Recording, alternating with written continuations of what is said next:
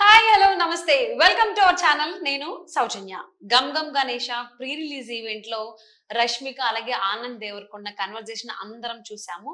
తను ఫ్లోలో ఆనంద్ దేవరకొండ అడిగిన దానికి సంబంధించి సమాధానం చెప్పేదానికంటే ముందు అరే నువ్వు నా ఫ్యామిలీ రా ఇలా ఎందుకు ఇరికించావు అని ఒక స్టేట్మెంట్ అంటే కొన్ని వాక్యాలు తను మాట్లాడడం జరిగింది. మరి ఇది ఇప్పుడు ఈ ఏదైతే రష్మిక మాట్లాడిందో ఆ మాటలు ఇప్పుడు సోషల్ మీడియాలో ట్రెండింగ్ అవుతున్నాయి, వైరల్ అవుతున్నాయి. మరి ఈ అంశానికి సంబంధించి వారి విశ్లేషణని మనతో పంచుకోవడానికి ఈ రోజు మనతో పాటు ఉన్నారు సీనియర్ జర్నలిస్ట్ యజ్ఞమూర్తి గారు ఉన్నారు. వారితో మాట్లాడదాం. హాయ్ అండి. Hi Soujanya. So Rashmika Gam Gam Ganesha pre release event లో పాల్గొంది. ఇంతకు ముందు ఆనంద్ దేవరకొండ బేబీ మూవీకి కూడా తను వచ్చింది ప్రమోషన్స్ కోసము. సో అలానే ఇప్పుడు కూడా వచ్చింది. బట్ ఇప్పుడు ఒకటి జనరల్ గా ఎవరైతే ఎవరికి సంబంధించి ఈవెంట్ జరుగుతుందో వాళ్ళే హోస్ట్ చేయడం కొంచెం ఈ మధ్య కాలంలో వచ్చినటువంటి ట్రెండ్ అనుకోవచ్చు. సో అలానే గమ్ గమ్ గణేష హీరో కాబట్టి ఆనంద్ దేవరకొండ రష్మికతో చిన్న చిట్ చాట్ యాంకర్ అయిపోయాడు కొద్ది నిమిషాలు. సో అప్పుడు కొన్ని క్వశ్చన్స్ అడిగాడు. సో 2-3 క్వశ్చన్లు ఓకే గానీ I think third or fourth question అనుకుంటా అడిగిన దానికి సంబంధించి ఇమీడియట్ గా ఒక తిట్టి అరే నువ్వు నా ఫ్యామిలీ అనుకుంటాను ఇలా ఎరిగించావేంటి అన్నది రష్మిక. సో తను మాట్లాడిన మాటలు ఏవైతే ఉన్నాయో ఇప్పుడు సోషల్ మీడియాలో చాలా ట్రెండ్ అవుతున్నాయి, వైరల్ అవుతున్నాయి. ఎందుకు ఆనంద్ దేవరకొండని రష్మిక నువ్వు నా ఫ్యామిలీ అంది అనేసి. సో ఏమంటారు దీని గురించి మీరు? ఇదంతా బహిరంగ రహస్యం కదా, ఓపెన్ సీక్రెట్ అందరికీ కూడా. ఎందుకంటే అలా రష్మిక మందన్న విజయ్ దేవరకొండ ఫ్యామిలీ మెంబర్ అన్నట్టుగానే జనం ట్రీట్ చేయడం ఎప్పటి నుంచో స్టార్ట్ చేసేసారు. సో వాళ్ళిద్దరూ కలిసి పనిచేసినటువంటి ఫస్ట్ ఫిలిం ఏదైతే ఉందో గీత గోవిందం, అది బ్లాక్ బస్టర్ హిట్ అయింది. సో అర్జున్ రెడ్డికి మించి అది పెద్ద హిట్, అది బ్లాక్ బస్టర్ అది. సో అలాంటి సినిమాలో కలిసి నటించిన ఆ ఇద్దరు ఆ తర్వాత ప్రేమలో పడ్డారు, వాళ్ళ మధ్య రిలేషన్షిప్ ఏర్పడింది అంటూ సోషల్ మీడియా కోడే కూస్తూ ఉంది. వాళ్ళిద్దరూ బహిరంగంగా ఇప్పటివరకు దానికి సంబంధించి ఒప్పుకోకపోయినప్పటికీ కూడా మేమిద్దరం మంచి ఫ్రెండ్స్ అని చెప్పుకుంటున్నప్పటికీ కూడా అనేక సందర్భాల్లో న్యూ ఇయర్ కానివ్వండి, లేకపోతే వీళ్ళ పుట్టినరోజులు వచ్చినా వాళ్ళ పుట్టినరోజులు వచ్చినా తను విజయ్ దేవరకొండ ఇంటి దగ్గర ప్రత్యక్షం అవటం, అలాగే వాళ్ళ ఇంట్లో ఏదైనా సరే ఏ కార్యక్రమం జరిగిన ఏ ఈవెంట్ ఫంక్షన్ లాంటి జరిగినా దానికి రష్మిక అటెండ్ అవ్వటం, ఇదంతా కూడా చూస్తున్న వాళ్ళకి సో వాళ్ళిద్దరి మధ్య ఒక ప్రేమానుబంధం వెనవేసుకుంది అనే నమ్ముతూ ఉన్నారు. మరి అది ఎంతవరకు నిజము ఏంటి అనేది వాళ్ళకే తెలియాలి. బట్ ఆనంద్ దేవరకొండ, విజయ్ దేవరకొండ తమ్ముడు ఆనంద్ దేవరకొండ కూడా రష్మిక తమ ఫ్యామిలీ మెంబరే, తమ ఫ్యామిలీ అన్నట్టుగానే తను ఇదివరకు మాట్లాడేటప్పుడు కూడా మా ఫ్యామిలీ మెంబర్ లాంటిది అన్నట్టుగానే చెప్తూ వచ్చాడు. మీరు అన్నట్టు ఆ బేబీ సినిమా టైంలో ఆనంద్ దేవరకొండ మీద చిత్రీకరించినటువంటి ఒక కీలకమైన పాట ప్రేమించొద్దు ప్రేమించొద్దు అనేది, ఆ పాటని సార్ ప్రేమిస్తున్నా అనేది ఆ పాటని తనేలా ఆవిష్కరించింది అప్పుడు. సో ఇప్పుడు మళ్ళీ తను రావటం, మళ్ళీ గమ్ గమ్ గణేష రేపు May 31 రిలీజ్ అవుతుంది. ఉదయ్ బొమ్మిశెట్టి అని చెప్పేసి అతను కొత్త డైరెక్టర్ ఈ సినిమాని డైరెక్ట్ చేశాడు. సో ఇప్పటి వరకు మనం చూసాం ఆనంద్ దేవరకొండ ఒక సినిమాకి పొంతన లేనటువంటి కాన్సెప్ట్ తోటి, పొంతన లేనటువంటి క్యారెక్టర్స్ తోటి అతను మన ముందుకు వచ్చాడు. ఇప్పుడు ఒక యాక్షన్ ఎంటర్టైనర్ తోటి అలాంటి ఒక పాత్ర తోటి మన ముందుకు వస్తున్నాడు. యాజ్ యూజువల్గా ఇప్పుడు ప్రీ రిలీజ్ ఈవెంట్కి స్పెషల్ అట్రాక్షన్గా రష్మిక మందన్న నిలిచింది నేను జరిగిన దాంట్లో. సో ఇప్పుడు అందులో వాళ్ళిద్దరి మధ్య అంటే ఒక ప్రమోషన్లో భాగంగా చేసినటువంటి వాళ్ళిద్దరి కన్వర్జేషన్ ఏదైతే ఉందో అది మీరు అన్నట్టు ఒక ట్రెండింగ్ అవటం అది సహజమే అని అనుకోవాలా. ఎందుకంటే మరి అందులో నువ్వు మా ఫ్యామిలీ రా అన్నట్టుగా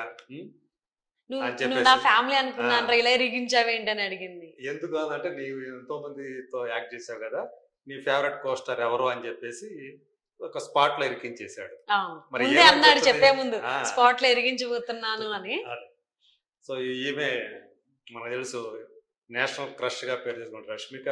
తను చేసినటువంటి సినిమాలు తెలుగులో 1-2 మినహాయించి మిగతావన్నీ కూడా పెద్ద హిట్ అయినాయి. సో అట్లా పుష్పతోటి ఆమె నేషనల్ లెవెల్లో ఎంత పేరు సంపాదించింది. యాక్చువల్గా నేషనల్ క్రష్ అయిన తర్వాత పుష్ప రావటం, ఇంకా ఆమెకి ఇంకా క్రేజ్ తీసుకురావటం, హిందీలో చాలా ఆఫర్స్ తీసుకొచ్చాయి. అందులో 2 సినిమాలు మొదటగా చేసినటువంటి మిషన్ మజున్ అనే సినిమా కానివ్వండి, అలాగే అమితాబ్ బచ్చన్ చేసిన గుడ్ బై కానివ్వండి, హిట్ కాకపోయినా 3వ సినిమా ఏదైతే ఉందో యానిమల్, సో అది ఎంత పెద్ద హిట్ అయింది, ఎంత పేరు తీసుకొచ్చింది మనకి గీతాంజలి అనే ఒక క్యారెక్టర్ తోటి. సో ఇప్పుడు మళ్ళీ చావా అని ఇంకొక పెద్ద సినిమా చేస్తుంది.